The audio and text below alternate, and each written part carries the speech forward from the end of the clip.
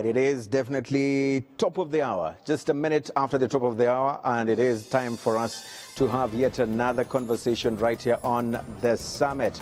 Listen, I am aware that we've had very, very important conversations since the beginning of the premiere of this particular show.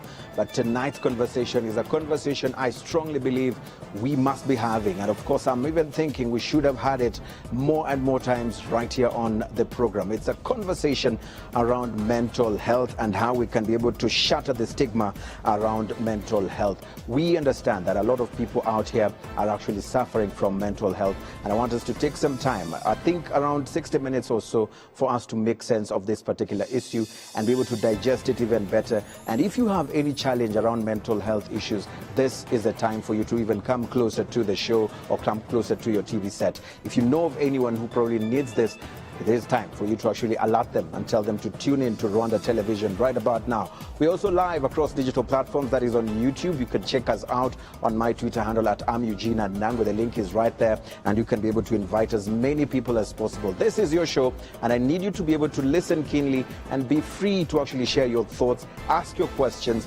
share your comments, share your feedback on the statements that will be coming out of this particular program. As always, my name is Eugene and Nangwe, coming to you on a day that is actually the last day of the month.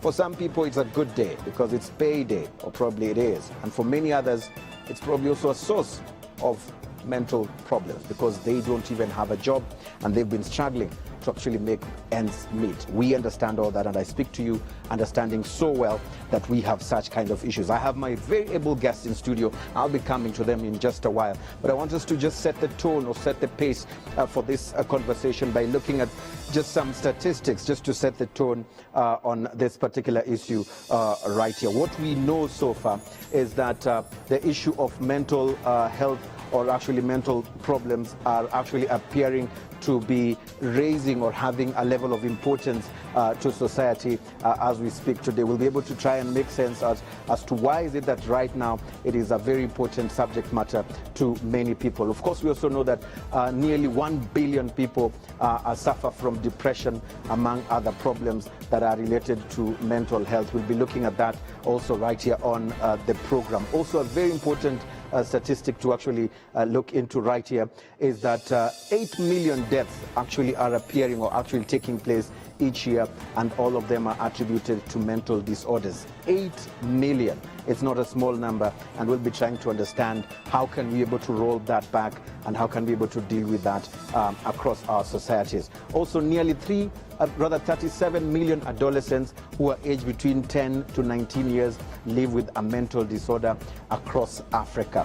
It's a very huge number, and we understand the continent is a youthful continent, and if this number of people are actually being affected, of course there's a huge impact on economic development across the continent as far as those particular numbers are concerned. Another key statistic to also look at right here tonight is the fact that approximately 85% of people in low-income countries receive no treatment of mental health.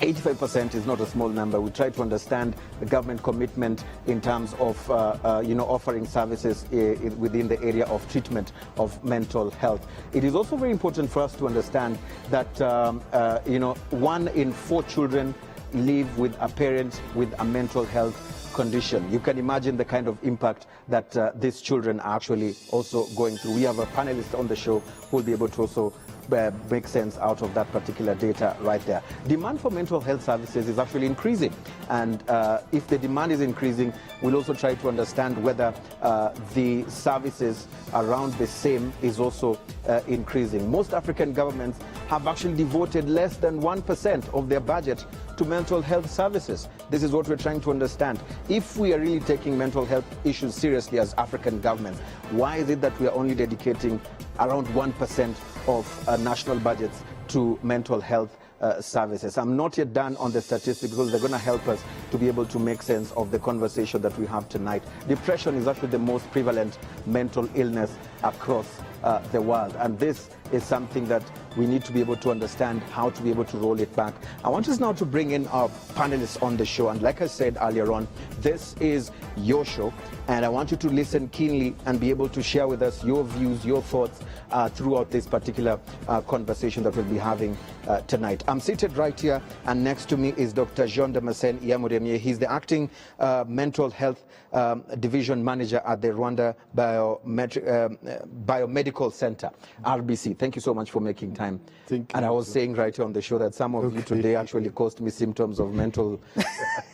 I was a bit nervous because I wasn't sure you'll make it on time or not. But thank you so much for making it. I'm a bit at ease. And also with us is none other than Dr. Ribakare Muhaimundu.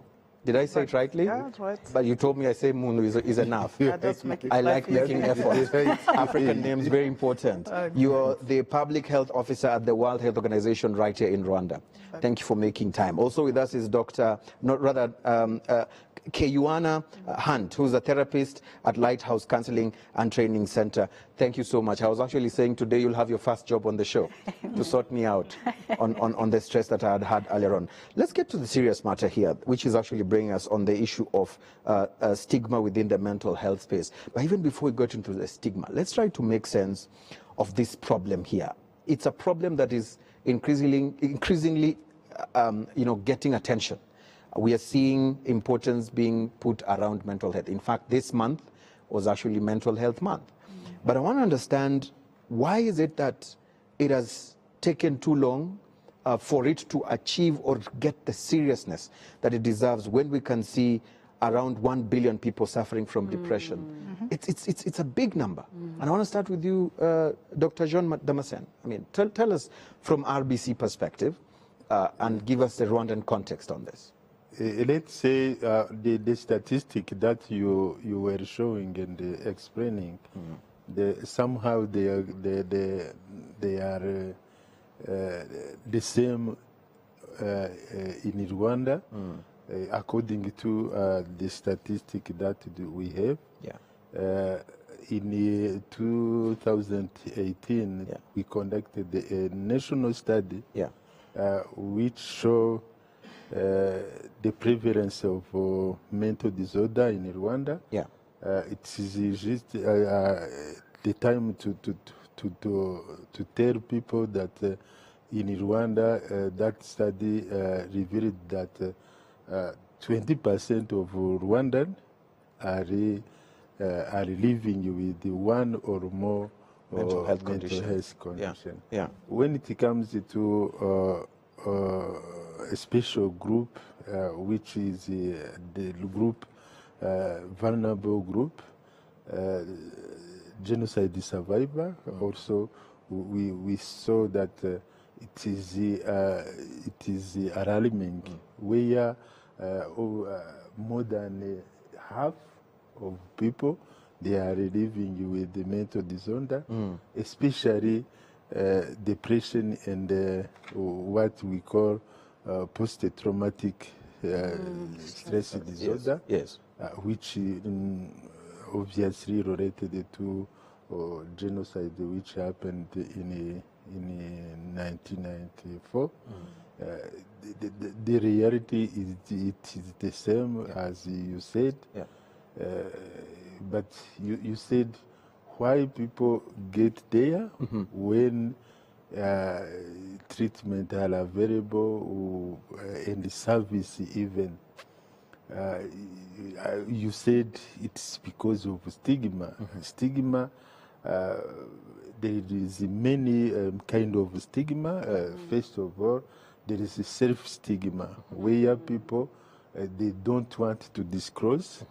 They don't want to say that they are having mental problem, and because people will say this person is not strong, is weak, and that is what another stigma.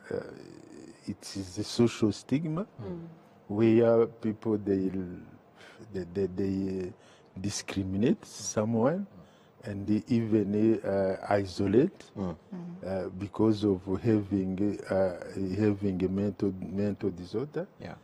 that is also a big issue which make people not seeking help Attention. Yes. at the early stage. Yeah.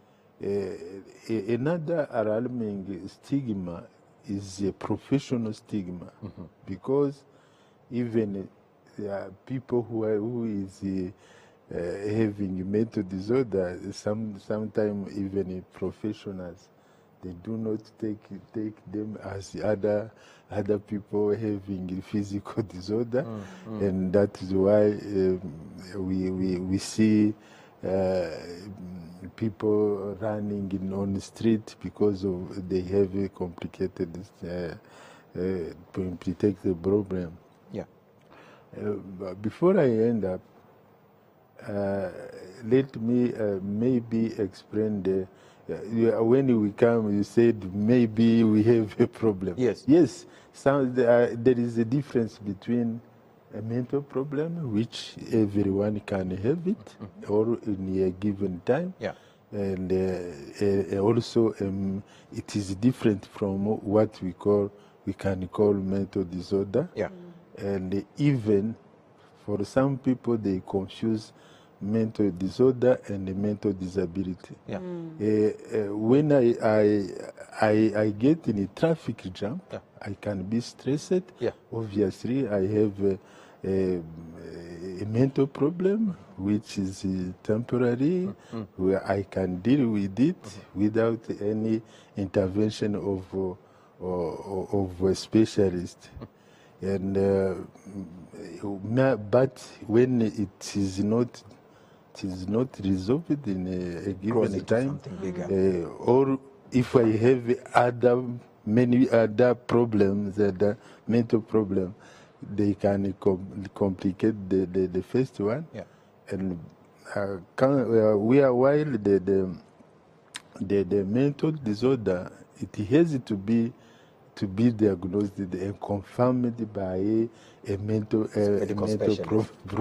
professional. So you can't actually but diagnose yourself. Everybody said this is having a mental disorder. Yeah. Mental disorder is obviously different from mental problem and mental disorder. Yeah, I like the fact that you've set the tone, expanded on all those issues, and I want us to build up on that as I come to Dr. Mundu. I think what I want to understand is that from a WHO perspective, how did we get here to nearly 1 billion people suffering from depression, 8 million deaths every year, 37 million adolescents living with mental disorder, 1 in 4 children living with a parent with a mental disorder? How did we get here as a society, as a people, as a community? What do you think could have or could be the contributing factors that have led us to get to this particular dire problem or position? Yeah, thank you, Eugene, and thank you, Dr. Damasen. The way you just put it, for the level of the national perspective. Yeah. I like your question. Actually, I like even the way you put the topic there. It's really alarming. Yeah. But maybe you were just asking me, why did we get here? Yes. What did you do as WHO? Is that your question? We'll get to what are you Since doing. then, I just want to understand, first of all, yeah, what are we doing? How do we get even here? What are the contributing factors? Exact. Yes. So maybe just a little background. I would say since then, when you go back to the definition of health by WHO, Yeah. they didn't say health is a physical well-being. Rather, it's a complete. And we have 3 components, physical, social, and mental health. So it means missing one of them, you are not a healthy person. Yes. So mental health is really key. Unfortunately, though it's key, but also mental is a driver. I would say even it's more important than the physical and social. Correct. Because driving That's the engine. everything, that's the engine. Yeah. So now today, we are seeing those numbers, as you just read. I won't repeat them. So factors are so many, but we can cite few. Yeah. We are now transitioning for a traditional way of living to a modern one.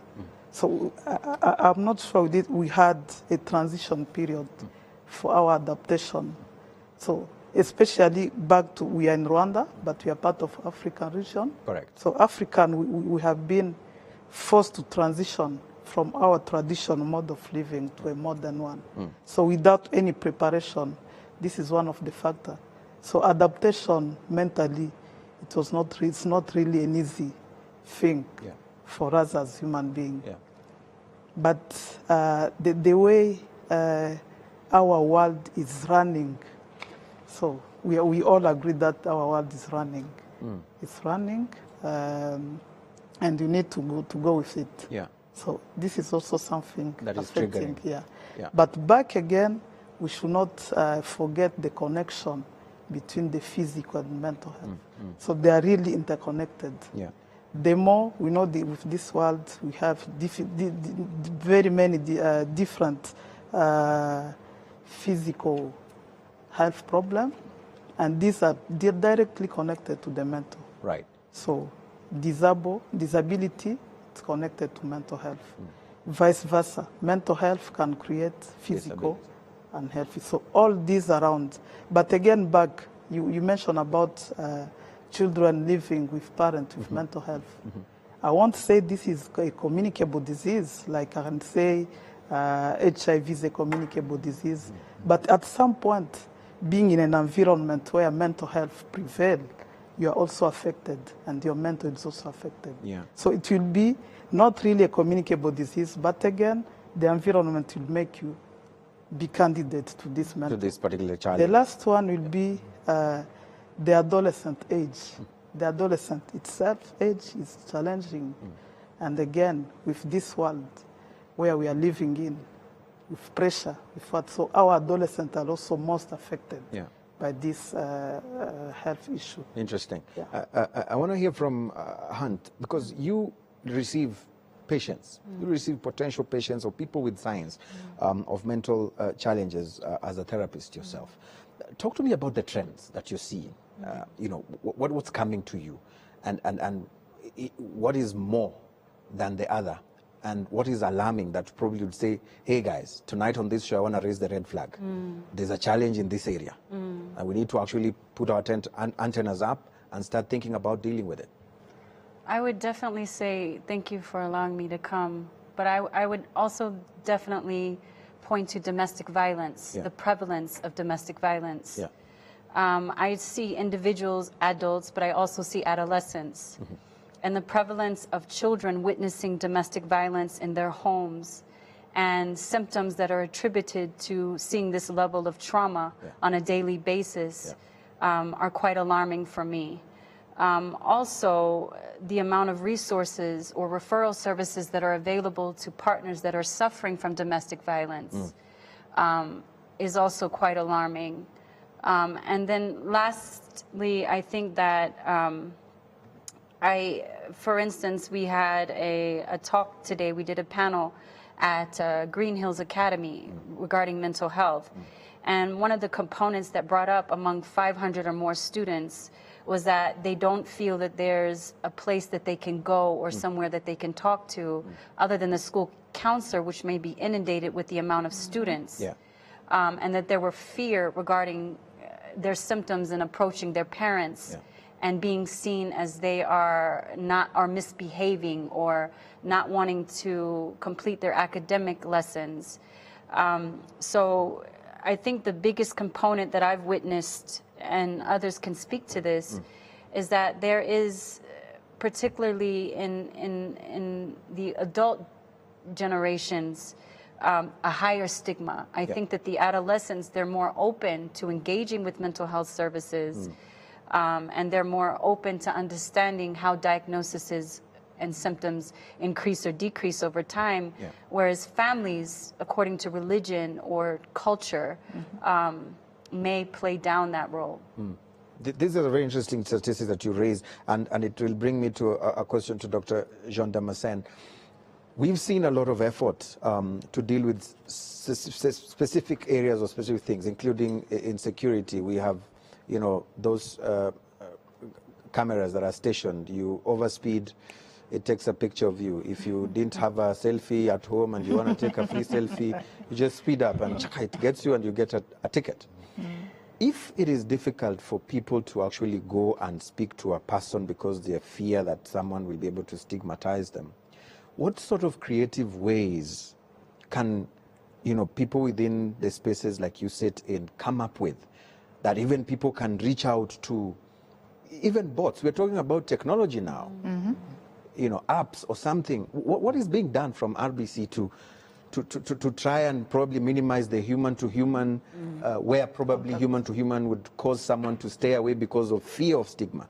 But if I can be able to chat with this chatbot and I'm saying this, and then you guys are feeding it with content of how to deal with that issue, just maybe give me a picture of what is being done to deal with these 3 stigmas you mentioned. You mentioned the self-stigma, social stigma, professional stigma. It's good we know about them, but what are we doing about it? Yes, in Rwanda, we realized that mental health is the center of all components of health, as Dr. Mpundu mentioned.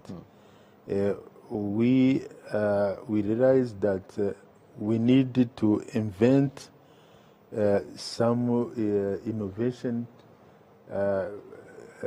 additional to our traditional way of dealing with the mental problem, because our main focus is to avoid people to be sick.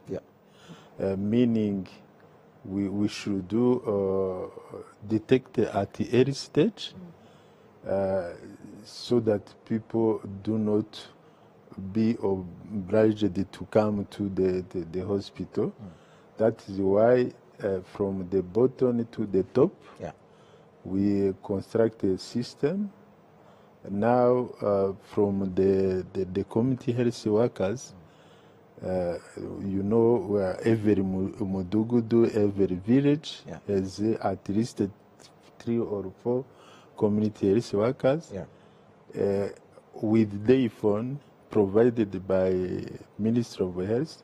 We managed to put a system where a community health workers can have a code, and that the telephone can tell if you see someone having such kind of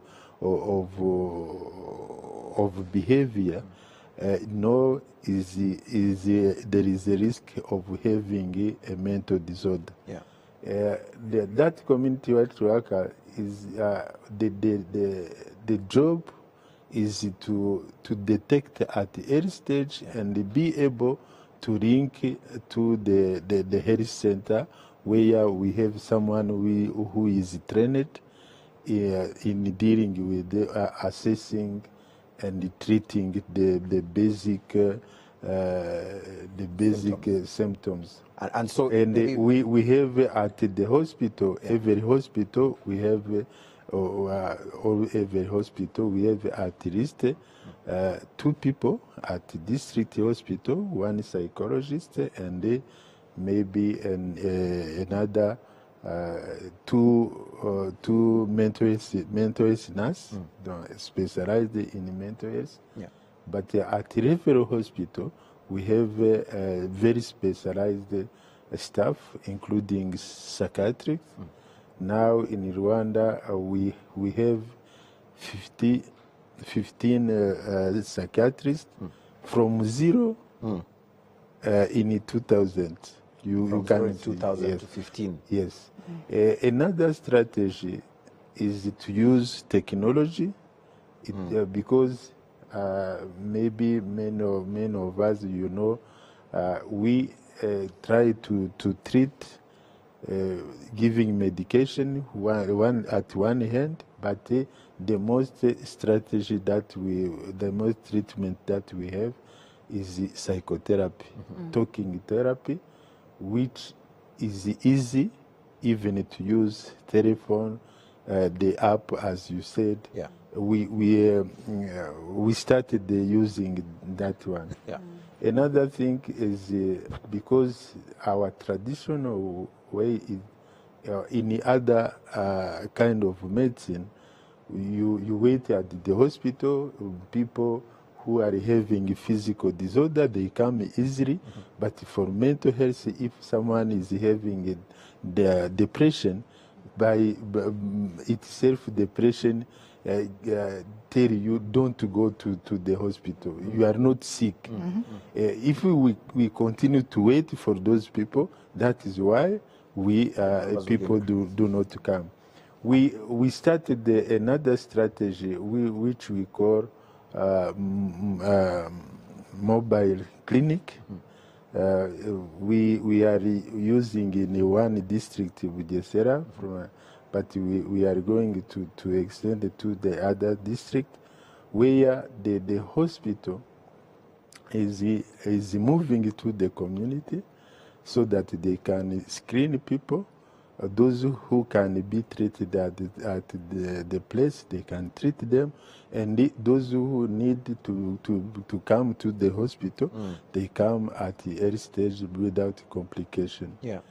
That is some strategy that you put in place. We put in place. I like that there's a lot being done, and I'll come back to probe each of them. But before I do that, I want to hear from Dr. Mundo. There's what the World Health Organization member states committed to do. This is in line with actually dealing with providing comprehensive mental health action plan 2013 to 2030. Yeah. What I also know is that this particular strategy or action plan is aimed at improving mental health by strengthening effective leadership and governance, providing comprehensive, integrated and responsive community-based care. However, from what came out in 2020, WHO's Mental Health Atlas 2020, which analyzed each country's performance against that action plan, it showed that there was insufficient advances against that target of the agreed action plan. What do you think is causing that? And what is our status today? This was in 2020. Dr. Damascene mentioned that 2020 we came from 0. 2023 we have 15 number of doctors. What is the status today? What is causing this slowness in implementing this plan? Yeah, thank you, Eugene, and thank you, Damascene, for the way you put in place and you explain different strategies. Yes, the journey is too long. Unfortunately, we are also moving at a slow speed. As you are saying, we need country. WHO, normally we are partnering with countries. We are partnering with countries, we are supporting countries, and we are not imposing our strategies. Rather, we are supporting countries to adapt strategy in the context, as Dr. Damascene explained. So what's the context of Rwanda? So the question is, why country is not moving at the speed? Yes, can say they are not moving at the speed, but let's say at least they accepted to sign and to commit. That's a big step, as WHO really commend that step from member states. And from there, I would say, the way mental health is alarming, everyone wants us to make a speed we never thought about. Yes, it is needed, and we'll continue to advocate together with member states. And here we are in Rwanda, and thank you to the government of Rwanda. The way now they are putting in place, they are putting mental health as a priority. Even what we are doing here is one of the commitments from the country. So this we are raising awareness. So on my side, I would say, yes, the speed is not the way we want, but let's take at least say. But again, I want to ask on what Damascene said. When you talk about strategies, if there is a way we can use the concept of friendly services, this is in mental health. So mental health really needs friendly services. Technology may be one of the factors to increase mental health issues, but it's again one of the solutions we can use to have these friendly services. In addition, we need to consider, when we see WHO say, we need to consider this peer. My peer, I can speak well to my peer rather than me explaining to an adolescent about his or her mental health issues, or people who had in the past the mental health, they can understand more their peers. So all these strategies, again, considering the country context, for me, I think we started and we reached somewhere. Yeah. And it's a step. Yeah, it's a step. It's a step. There's a step. Hunt, probably without being diplomatic. I'm not saying that you and Dr. Damascene. No, we are not diplomatic, you're a technician. But without being diplomatic, are you feeling that there's enough being done in terms of, from a policy perspective, to implementation of strategies, like we're talking about that comprehensive mental health action plan 2013-2030. And if we are seeing that the report is coming back and it's saying that there's little in achieving or towards that particular goal, and 1% in terms of government budget allocation going towards mental health. I know Dr. Jean Damascene will tell us, Rwanda case study, what percentage is within that space. Are you satisfied from a practitioner who's trying to offer solutions, dealing with patients day in, day out? Do you feel content with the action from the policymakers and the other players within this space of fixing the health matters? I would say no, emphatically no, but I would say that on a global level. Yeah. I've lived in 18 countries. Rwanda is the 18th country I've lived in. And I can see that many African countries not only face stigmas and cultural ways, approaches of leaving cultural ways to going, as Dr. Mumba said, to going to more modern ways. Yeah. But I think that a lot of the standards of mental health are very westernized. And the approaches that westernized standards use to mental health do not cater to all African populations or populations in general. So it's not only at a local level are we hurting because of systems that may not be in place, but there is a global crisis in the way that mental health is handled in particular. Coming from the United States myself, being an African American whose families were ancestors of the slave trade, I can say that even though mental health services are even prevalent in the United States, Black Americans in particular are at the lower end of the spectrum to receive it and have the affordability to be able to pay it. Now, what we are experiencing in Rwanda is no different from major economies. So I think that when they say that they're making a step, being a small nation, what we call the little train that could, Rwanda, it is making a major step that even bigger countries with bigger economies haven't even engaged. Interesting. Dr. Damascene, maybe just to build up on what you said earlier on, I'm still on the issue of the mental health advocacy and policy in terms of trying to understand the level of advocacy that is being done and the level of policy formulation to nip the problem in the bud. We had at a point, especially during COVID, mental health cases really spiked, and this became almost another pandemic in its own unique way. We've spoken about the commitment by governments in terms of the budgets to dealing with mental issues. What's the case study or the case situation in Rwanda? Well, I think when you said 1%, it's a combination of all countries. In average, if you take a specific country like Rwanda, you will see it is improving much than the other country, even those who are more developed than Rwanda. Yeah. If you take for example, you will see Rwanda is as I know, Rwanda is the first country where you can find a psychologist in health center. As I'm talking now, 70% of health center they have either a psychologist or a nurse specialized in mental health. You can check. And the government, as I know, end of this year, all health center will have a psychologist. That is when you go in any country in Africa, you will find that Rwanda it became the first country appointing those people in the health center.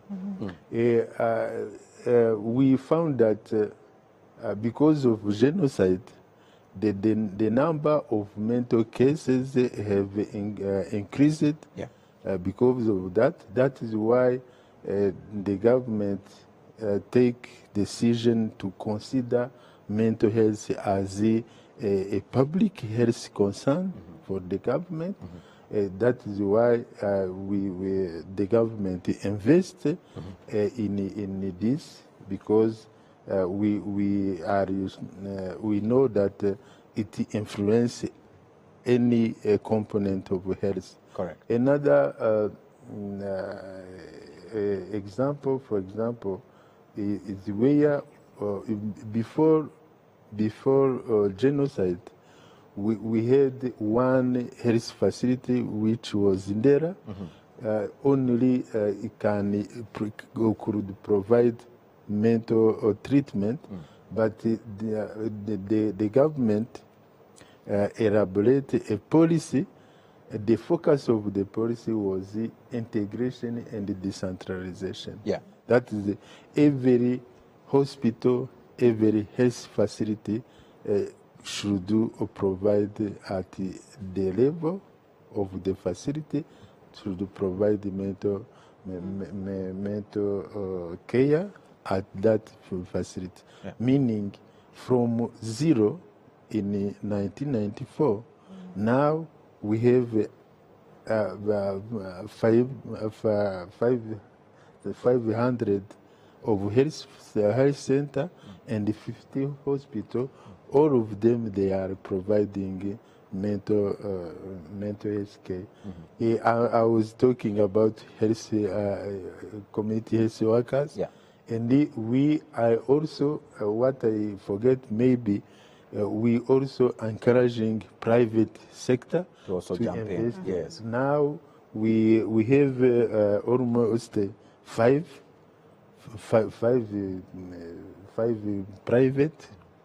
private services, and there are other 5 on table, which are will be maybe having a license to operate. Yeah. We believe with those commitments from the government, the mental health of our people will improve. Right. Interesting. I want us to take some time on the remaining minutes to try and now understand, for that person who's watching us, that person who's been told, hey, tune into RwandaTV right now, they're talking about mental health, and I understand you've been having XYZ challenges along those lines. I want us to just stretch a bit and try to talk to them. Before you go there, Yes. I want also to inform, now we completed the construction of a new psychiatric hospital, a psychiatric facility at Kinyinya, near here. That one will provide modern service, not only specialized at the high level, but the government committed to construct that one, which will provide even the service which are not now available in Rwanda, because with the cooperation with the other country, US, we are training other people who will come soon, and they will be able to provide modern for some complicated, like resistant depression, because they are resistant depression. That center will be able to help people, and they to contribute to Lowering the numbers of mental cases. That's interesting. A lot of things are happening within the Rwandan space. I'll pass across and go to Hunt, then I'll come back to you, Dr. Mundu. I think I want us to talk a bit about this age group, the millennials, the Gen Zs, and there's a survey that actually came out, and it actually said that 50% of millennials and 75% of Gen Zs left their jobs due to mental health issues than older generations. Therefore, you know, this is a very alarming or strange number, and it points us to mental health triggered by the workspace, by the environment. What are the trends that you're seeing? What sort of advice are you giving also to employers, those within the workspaces? And how do we get to a point where we are deciding and saying, hey, look, this is a trigger to mental issues within the office space. And when you make these people leave their job because of that mental issue, you are also resulting or creating a difficulty because of their financial, they'll now have no job. Right. You can imagine now the trouble that you've gained will cause. Talk to me a bit about that. Well, first, I think a major role that we don't bring up a lot, we talk a lot about the genocide in particular, but we don't talk about transgenerational trauma. Yes. So trauma can be passed genetically through DNA. So as the older generation goes through traumatic events, it's processed different and received different from the next generation, even if they weren't present during the trauma event. So a lot of this with this Gen X's and this next generation is they don't have parents that give them maybe a healthy way of coping because of they taking on the trauma of their parents, but they're not learning how to cope and how to dissect it and understand how it affects them personally and individually. And then we have these employers that are like workhorses. They expect people to go despite their own challenges. In psychology, we call it scoring, where I don't care what you need to do to get the job done, but you must get the job done by any means, right? So I think that from a governmental level as well, I'm sure the education is coming down for employers. If you are an employer and you have a certain amount of locals that are employed with you, you must have a trainings once a year or twice a year regarding secondary trauma, anxiety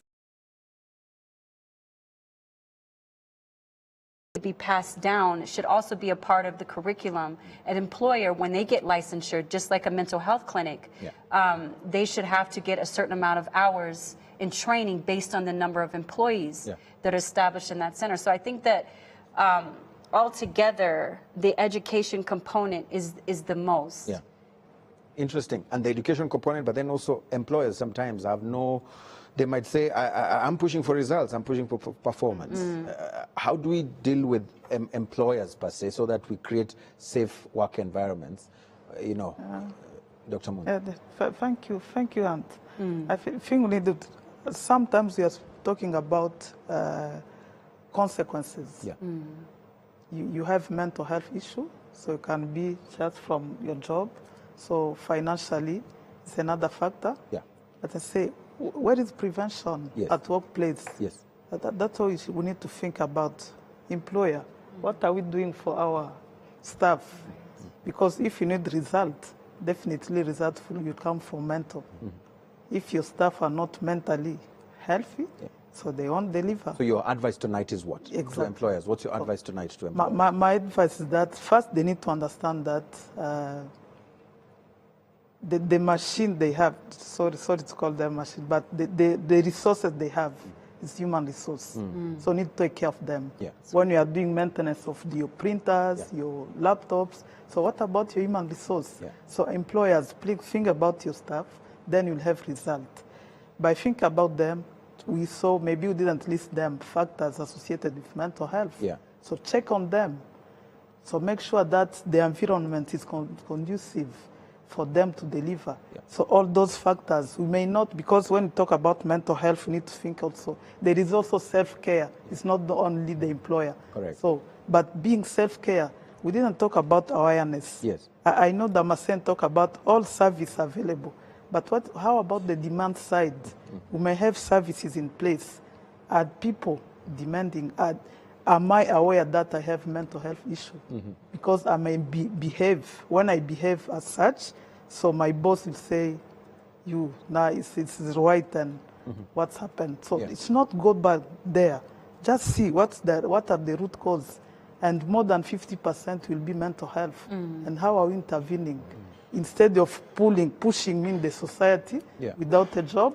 And now we are putting a burden to the society. Yeah, interesting. I'll come to you, Dr. Jean Damascene, but let's read a feedback or a question that has come from a good friend of the show at Siskatoti.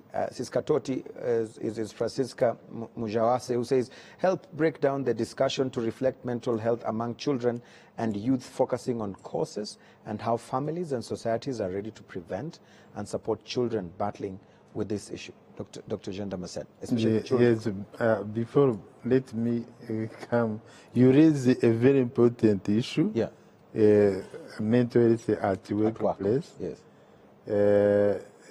You know, this time we are experiencing stress, and many employees are reporting some symptom of mental, like sleep disorder, even eating disorder, and we realize that it's simply because either employee or employer, they care much for the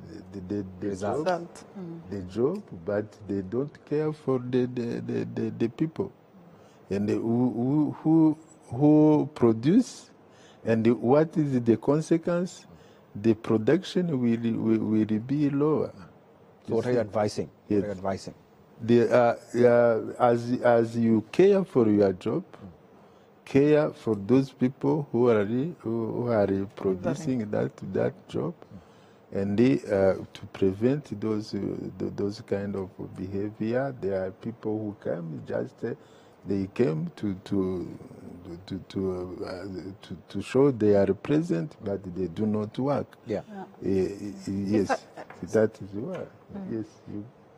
What I would like to say about for the children and adolescents is it could be difficult. I'm also a parent, so it can be difficult for parents to gauge and understand symptoms of depression or anxiety in children.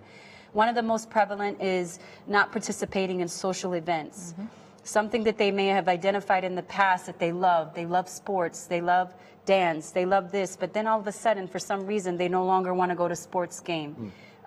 For children, social emotional development is prevalent, especially during teenage years, and brain development occurs all the way up to age 25. Yeah. So that is some of the first symptoms of having a child that may be suffering from anxiety and depression, a child that is angry all the time. Adults, we show depression and symptoms of anxiety quite differently than children do. So anger or an over manipulation of emotions, looking for control, going against parents' say, these could all be symptoms of depression and anxiety as well. Eating disorders, as the doctor spoke about, and other things related to social components, or spending a lot of time in their rooms, isolation, eating less, eating more, right? Doing things that they normally wouldn't do in an unhealthy way, engaging in substance use, sneaking to drink alcohol, finding substances in their room, right? Becoming more secretive. These are all symptoms of depression and anxiety that demonstrate in children. So if parents are not aware of some of the symptoms, they may not seek help because they don't understand. This is just a child who is going against my say. This is just a child that doesn't want to engage in school, right? So we have to change our perspective and the root of our perspective to understand that every child is going to show differently, but if you have some concerns, definitely speak to the pediatrician, the school counselors, the church pastors, to get a second opinion on what you're noticing in your child. Yeah, and it's also Sorry, interesting. Jean, maybe to add on what you just said, just want to highlight mental health issues. It's not like, let me give an example of malaria. Yeah. So it said Hans said parents need to be there. Yeah. I go back home, my child has fever, automatically take her or him to the hospital. Yeah. But mental health need time. Yeah. You need to be there, understand, compare. How was my child 4 months before? Yeah. How is she or he today? Yeah. So this time, again, it's like it's turning. So if I'm not well balanced at my workplace, so I don't have time to my kids, I want to know, I want diagnose, or I won't even want to seek for help. So all these turn around. Or myself, I have already a mental health problem. Yeah. So how should I take care of my kids? So our next generation will depend on how mentally we are Yeah. for the next generation. But also, what I wanted to bring out is sometimes we always feel like we must be sick for us to seek, psychiatric or professional counseling. Let's talk a bit about that in terms of, because we only have like 5 minutes, maybe we can use this as our closing remarks so that people don't have to wait and maybe advise us, because even some of us might be undergoing mental problems, but we don't know. You see someone overworking and they say it's my passion, but probably it's a mental issue. So how do we know? How do we tell? It's an issue. Dr. John Damascene, as you give us your closing remarks. Yes, everybody should check on him or herself, and check also the neighbor, those all who are close to them. Watch them. Is like you said, what a parent can do for their children. Yeah. Just the advice, increase the time you spend with the children, so that yes, that is the issue. If you work, if you care for the work rather than your child, you will know the consequence. If I stay at home, we won't have the salary. We won't have food. Yes, that is the issue. Yeah. Yes, you should do or know if you work. You should also Create time. create time to watch your children. Yeah. Because the children, the most important is the presence of the parent for children. Okay. Yes. Then another I advise everyone to not to wait for complicated and to have mental disorder. Any kind of disturbance, emotional disturbance, you should seek help, not necessarily to the specialist. Talk to your neighbor, your close relationship, so that they can help you. Okay. Before it gets worse. Okay, Dr. Mundo. Yeah. For me, I would say maybe as we are going towards the closing, Yes. we should not wait for when we should seek for care, but rather think about prevention. And prevention starts by yourself, your self-care. That's right. Love yourself. That's why we use that. That's a simple term. Yeah. Self-care of yourself. Yeah. So we can now prevent all these mental health issues by caring for yourself.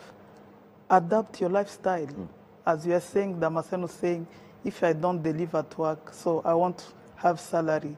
You may have that salary, but you won't consume it because mentally you are not stable. So self-care for yourself, but also we need to cope. Don't lower your expectation. I'm not saying don't work hard, but your expectations should not put too high up to where you won't sleep because you have higher expectation. So just balance your work so you'll be healthy physically, mentally, and socially. Right, interesting. How about you? So there are free assessments that are online. If an individual is struggling with symptoms, there are free anxiety and depression scales online. They can go to Google and type in simple free tests for anxiety, free tests for understanding ADHD, free tests for depression, free suicide indicators. All of these, they can Google it. They're free assessments that are available online. As far as adolescents or children, adolescents and children learn from their parents. If you as an adult are struggling with anxiety and depression, guess what? Your child is more than likely suffering from those same symptoms. You are a window into their world. So it's important that we as parents become leaders. And if we're struggling and we put together a self-care routine and we're working on engaging ourselves in some type of professional or therapy component, we also have to teach our children that when mom is struggling or dad is struggling, it's okay to seek help. Correct. Interesting. Dr. Jean Damascene, maybe a code, just real quick, for our viewer who probably needs help. What are the quick numbers? Just what's the code to call? You mentioned earlier there are codes actually people can call and they'll reach out to a specialist within the health centers. At this moment, I don't have any all right. in mind. Yeah. But where can we get it? But at every health center which is closer to everyone, Yeah. you can have that Emergency that line. code, because it's not centralized. Every district they have somewhere to call. Yeah. And at the central level, you can call. They are usually the 114 114. and the 112. 112. Those are on the central level. Yeah. But they are at every district. We have others. Right. 112, 114. How about you? How do we get you? If So- someone tonight wants to just get help. So I'm at Lighthouse Training and Counseling Center. We offer free classes for therapy, and we also do a 6-month cohort where we teach people to understand mental health as well. Yeah. I also do, even this past weekend, we did a free session for children. Yeah. We also have a crisis line. So you can look us up. We're on the internet. We're Lighthouse Rwanda. And it can tell you the crisis line at the bottom. We have a 24/7 crisis line for any mental health crises for adults or children, as well as those free classes will be put up there. So Right. thank you so much. Perfect. I'm told there's a bill that will come your way, but I'll take care of it. It's in the house. Thank you so much. I want to say thank you so much, Dr. Jean Damascene, for making time. Thank you. Dr. Mundu, thank you for making time. And of course, Hans, for joining us on the program tonight. And of course, you who's been watching and sharing your thoughts. I think tonight we've had very active listeners who've been just checking in and understanding the conversation. It's a conversation that should not end tonight. It cannot end in these four walls. We must continue talking about mental health issues, particularly on the issue of stigma. Let's deal with these particular issues. The hashtag to use, as always, is the summit, RW. We'll keep engaging over there. But as always, my name is Eugene Andangwe. Good night. Thank